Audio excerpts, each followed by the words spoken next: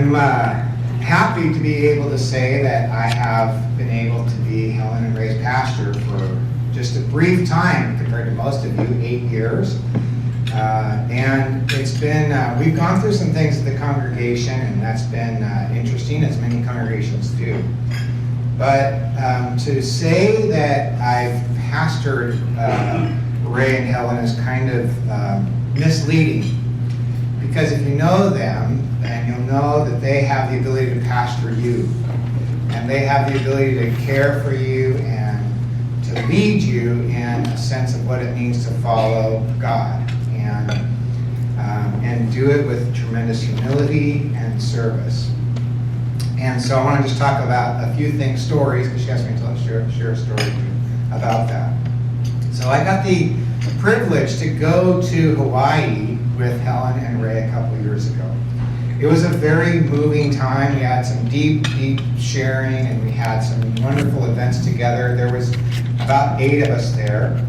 And as a middle-aged white male, it was a bit of a culture shock for me to be there with 3 Asian females. And there were some other males there too, but just particularly to watch those 3 in action. Because I know what it is to fight. There was some fighting in my house occasionally, but I never knew what it was to fight to see who could serve first and most and the best.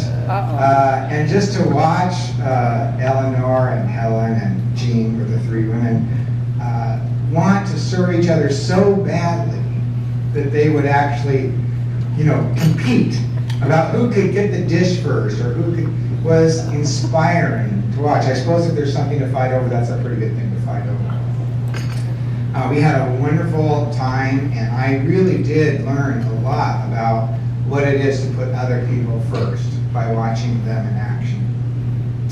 And we also so the other memory I'd like to mostly share is we used to run a camp in the summer.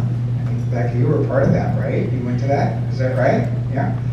And always on the last day, Helen and Ray would invite me and my 3 boys over for a meal.